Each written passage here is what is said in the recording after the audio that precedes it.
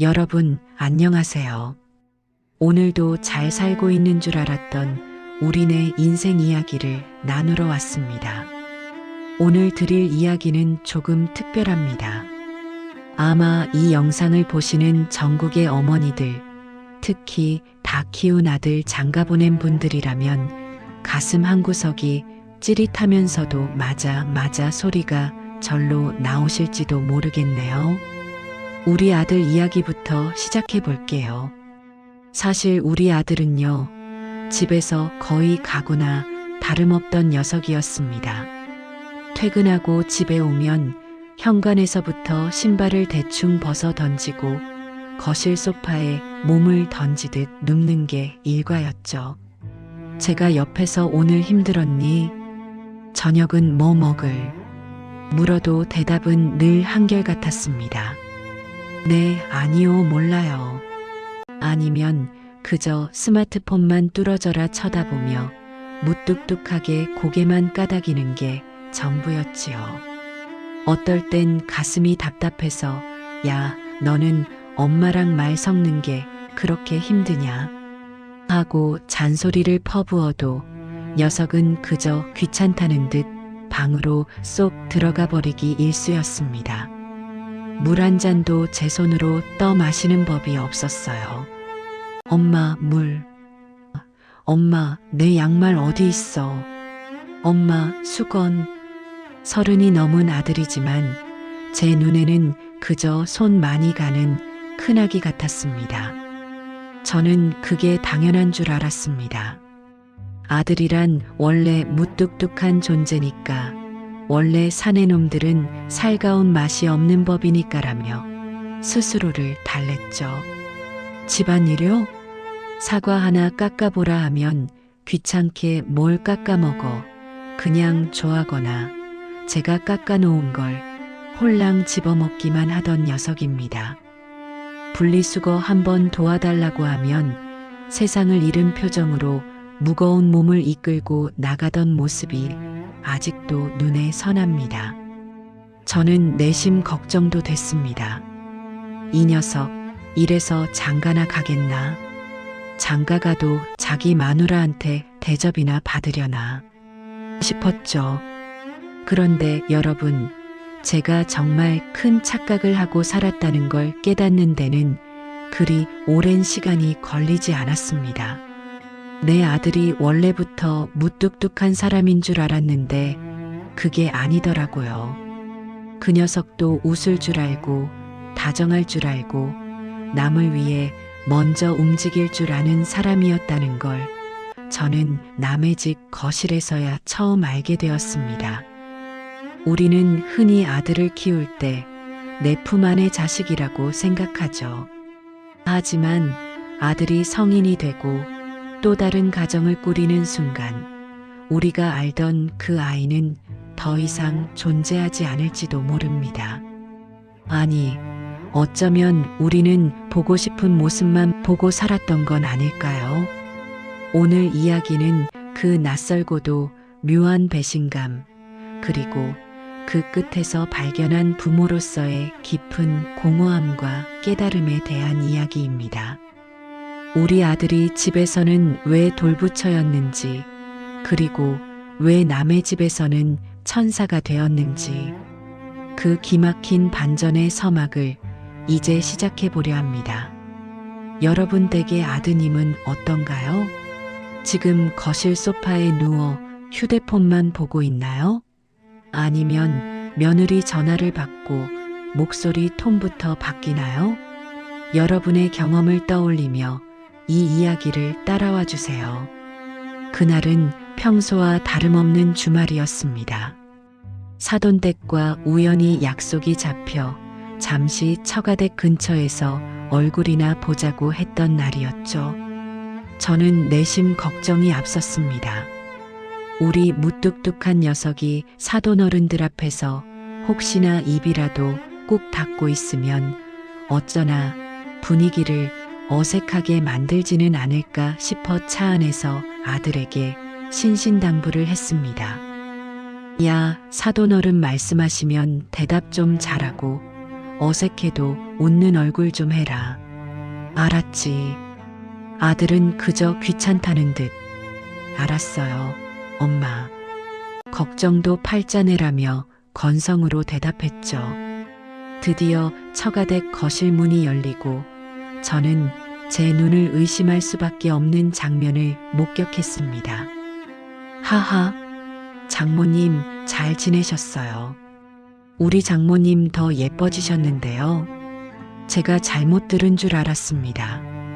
우리 아들 목소리긴 한데 저렇게 톤이 높고 활기찬 목소리는 제가 30년 넘게 키우면서 손에 꼽을 정도로만 들어본 것이었거든요. 문을 열고 들어가니 더 가관이었습니다. 집에서는 손가락 하나 까딱 안 하던 녀석이 앞치마까지는 아니어도 거실 테이블 옆에 딱 붙어 앉아 사돈댁 식구들 사이에서 분위기 메이커 노릇을 하고 있더군요. 더 놀라운 건 그 다음이었습니다. 식사가 끝나자마자 녀석이 벌떡 일어나더니 장모님, 무거운 건 제가 들게요. 들어가 계세요 하며 싱크대 쪽으로 쟁반을 나르는 게 아니겠어요. 제가 집에서 무거운 짐 좀 옮겨달라고 하면 이따가 할게요 하며 한참을 뭉개던 그 녀석이 맞나 싶었습니다. 게다가 앞거는 과일 타임이었습니다. 녀석이 과일 칼을 손에 쥐더니 아주 능숙하게 껍질을 깎기 시작하는 겁니다. 저는 녀석이 집에서 과일 칼을 잡는 걸 본 적이 단 한 번도 없었습니다. 그런데 세상에 마치 수십 번은 해본 솜씨처럼 정성스럽게 과일을 깎아 장모님 접시에 먼저 놓아드리며 이거 진짜 달아요. 한번 다셔보세요 하고 애교 섞인 말을 내뱉더군요. 그 순간 제 가슴 한구석이 화탓해지기 시작했습니다. 사위 사랑은 장모라더니 장모 사랑은 사위인 건가요? 제가 끓여준 미역국에는 짜네, 싱겁네 평가는 잘도 하던 녀석이 사돈댁 음식을 두고는 연신 엄지손가락을 치켜세우며 박수를 칩니다. 저에게는 한 번도 보여준 적 없는 그 환한 미소, 그 살가운 말투, 그 부지런한 손놀림.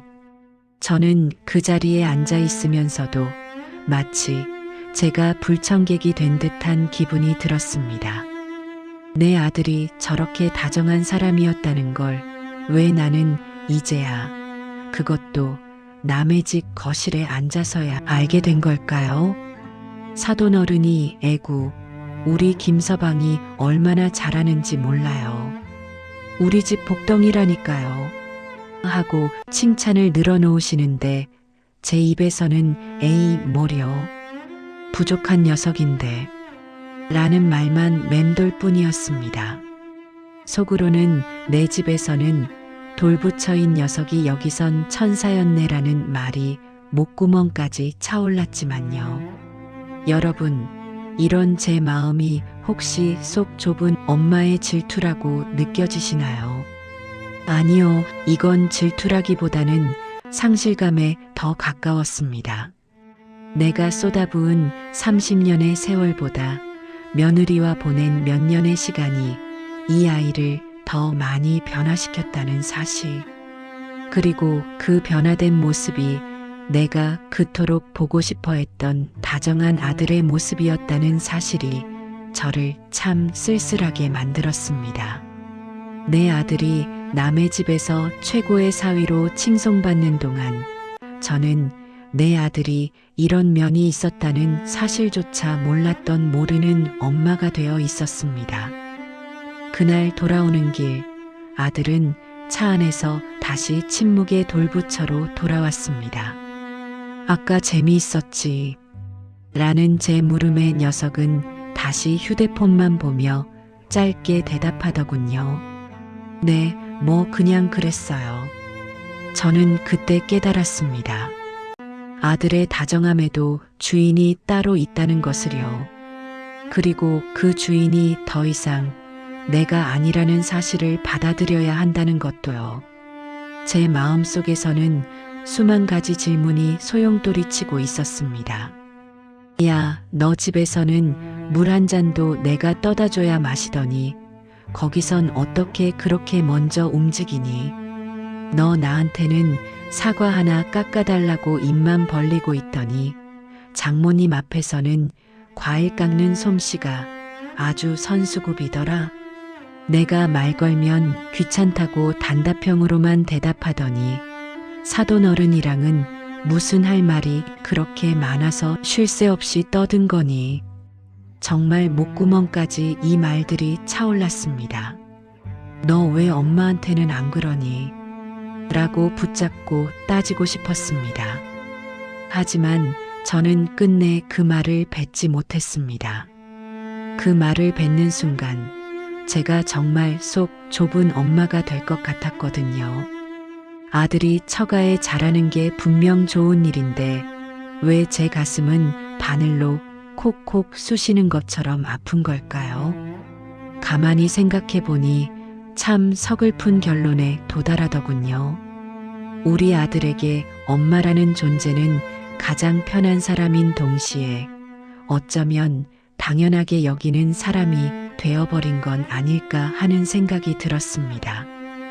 집은 녀석에게 밖에서 쌓인 긴장을 풀고 아무렇게나 퍼져 있어도 되는 공간이고, 엄마는 내가 어떤 짜증을 내도 얼마나 무뚝뚝하게 굴어도 항상 그 자리에 있을 기본감 같은 존재였던 거죠.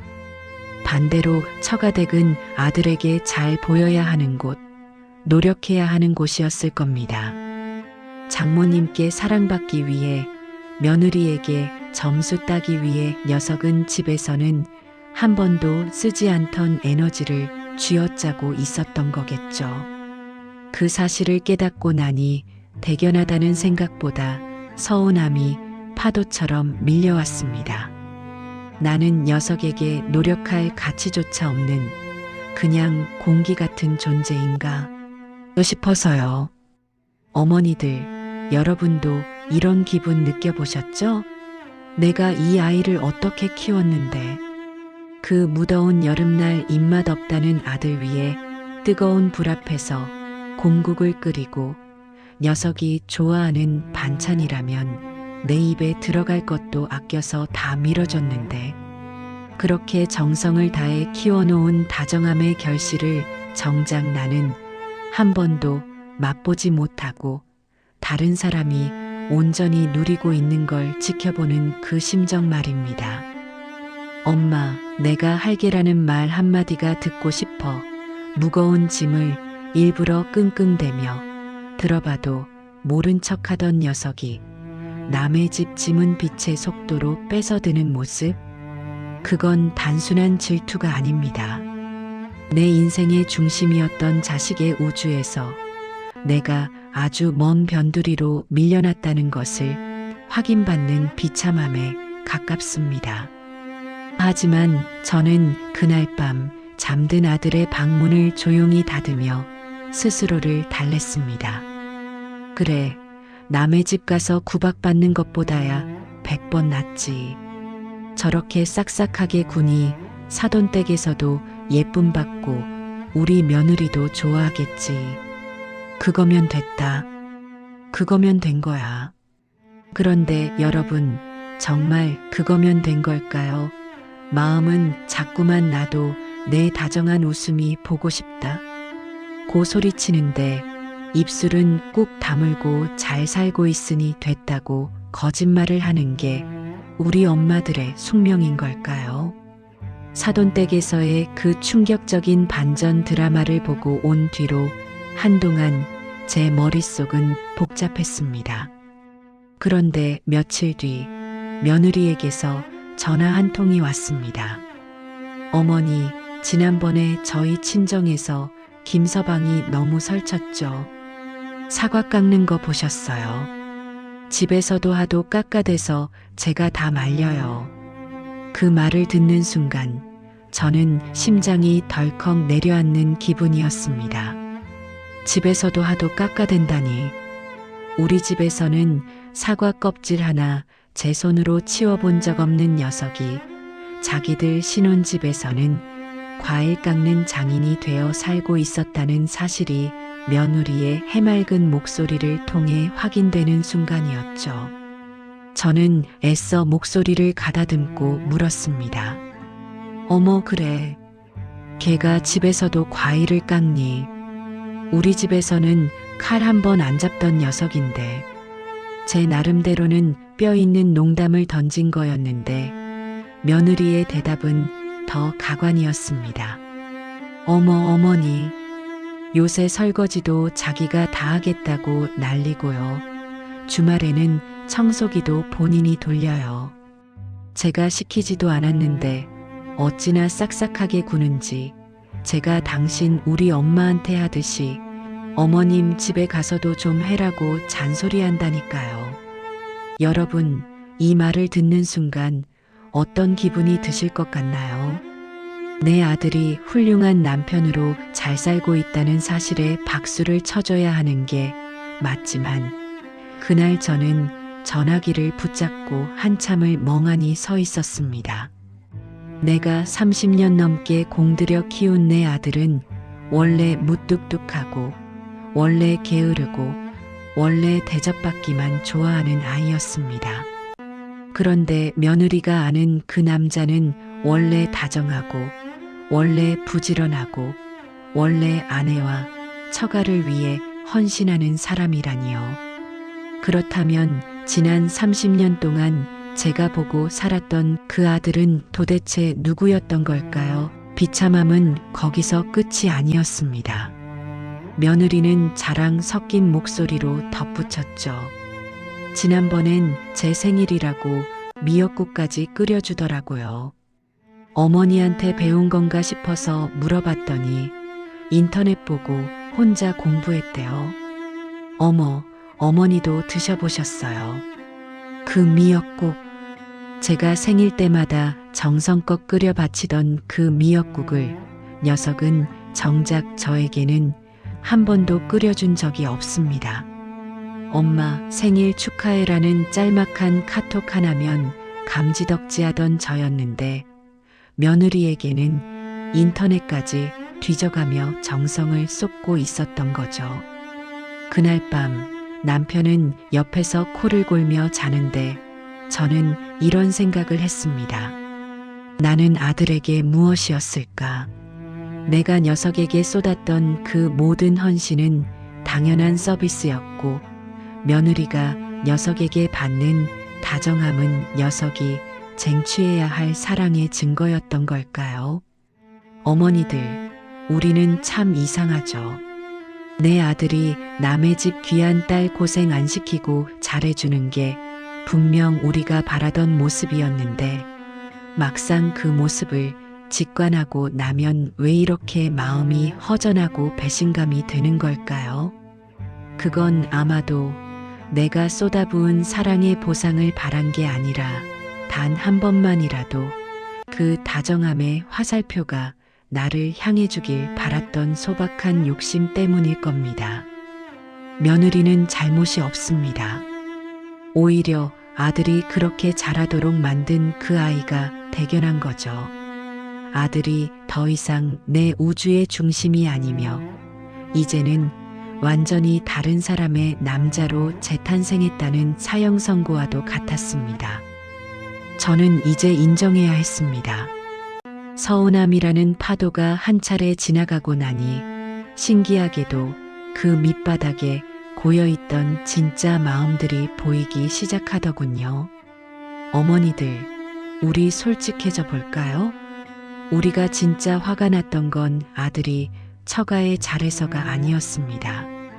내가 준 사랑의 씨앗이 남의 집 정원에서만 화려하게 꽃 피운 것 같은 그 억울함 때문이었죠. 하지만 가만히 생각해 보니 그 꽃을 피울 수 있게 비료를 주고 물을 주며 30년을 버틴 건 바로 저였습니다. 내 아들이 남의 집 가서 손가락질 받지 않고 세상에 저런 사위가 어디 있나 소리를 들으며 사랑받고 있다는 건 역설적으로 제가 아이를 참 잘 키워냈다는 증거이기도 하더라고요. 사랑을 받아본 놈이 사랑을 줄 줄도 안다고 하잖아요. 집에서 돌부처처럼 굴던 녀석이 처가에서 천사가 될 수 있었던 건 그 녀석의 마음 근육 속에 제가 몰래 넣어둔 다정함이 숨어 있었기 때문일 겁니다. 다만 그 다정함이 발현되는 곳이 제 앞이 아니었을 뿐이죠. 어느 날 남편과 함께 공원을 걷다가 문득 이런 말을 했습니다. 여보, 우리 아들 이제 정말 남의 집 사람 다 됐나 봐요. 그런데 생각해보니 그게 맞는 거더라고요. 남편은 허허 웃으며 제 손을 잡더군요. 임자, 자식은 원래 빌려온 거래잖아. 때 되면 돌려보내는 게 순리지. 이제 우리 아들 걱정은 그만하고 당신 걱정, 내 걱정이나 하며 삽시다. 그 말이 가슴에 훅 끼쳐왔습니다. 자식은 빌려온 존재다. 우리는 자식을 낳는 순간부터 내 소유라고 착각하며 살지만 사실 우리는 그 아이가 독립된 한 인간으로 잘 살아갈 수 있도록 잠시 맡아 기르는 위탁 부모였던 걸지도 모릅니다. 이제 그 아이는 제 짝을 찾아 떠났고 그곳에서 사랑받기 위해 최선을 다하고 있습니다. 그게 바로 인생의 순리이고 제가 그 아이에게 해줄 수 있는 마지막 교육이었던 셈이죠. 그래서 저는 이제 마음먹었습니다. 아들의 전화 한 통에 일희일비하지 않기로요. 녀석이 처가에서 배를 깎든 설거지를 하든 장모님과 깔깔대며 웃든 그건 이제 녀석의 인생입니다. 대신 저는 그 녀석에게 쏟았던 에너지를 이제 저에게 쏟아보려 합니다. 아들이 좋아하는 반찬을 고민하던 시간에 내가 정말 먹고 싶었던 음식을 차리고 아들 집 청소해 주러 가던 주말에 남편과 함께 못 가본 여행지를 찾아 떠나려 합니다. 녀석의 다정함을 구걸하기보다 나 스스로에게 다정한 사람이 되기로 한 것이죠. 영상을 보시는 전국의 어머니들, 그리고 아버님들, 혹시 지금 아들이나 딸에게 서운한 마음이 드시나요? 내가 어떻게 키웠는데 라는 말이 목구멍까지 올라오시나요? 그럴 땐 거울을 한번 보세요. 그 아이를 멋진 사회인으로, 다정한 남편으로, 사랑받는 사위로 키워낸 당신의 얼굴이 보일 겁니다. 당신은 정말 대단한 일을 해내신 거예요. 이제 자식이라는 숙제는 제출 완료하시고 남은 시간은 오로지 당신만을 위해 쓰셨으면 좋겠습니다. 자식이 처가에서 혹은 시댁에서 너무 잘 살고 있다면 슬퍼하지 마세요. 그건 당신이 그만큼 완벽하게 자식을 독립시켰다는 훈장 같은 겁니다. 잘 살고 있는 줄 알았습니다 라고 말하며 씁쓸해했던 어제의 저에게 이제는 웃으며 말해주려 합니다. 그래, 너도 이제 정말 잘 살 준비가 됐구나. 우리 이제 자식 걱정은 잠시 접어두고 우리 자신을 위해 진짜 잘 사는 법을 찾아보기로 해요. 아들이 남의 집에서 사과를 깎든 배를 깎든 우리는 우리만의 달콤한 인생을 맛나게 깎아먹으면 그만 아니겠습니까? 오늘 제 이야기가 여러분의 헛헛한 마음을 조금이나마 채워드렸길 바랍니다. 여러분의 아들도 그리고 무엇보다 여러분 자신도 모두 참 잘 살고 계신 겁니다.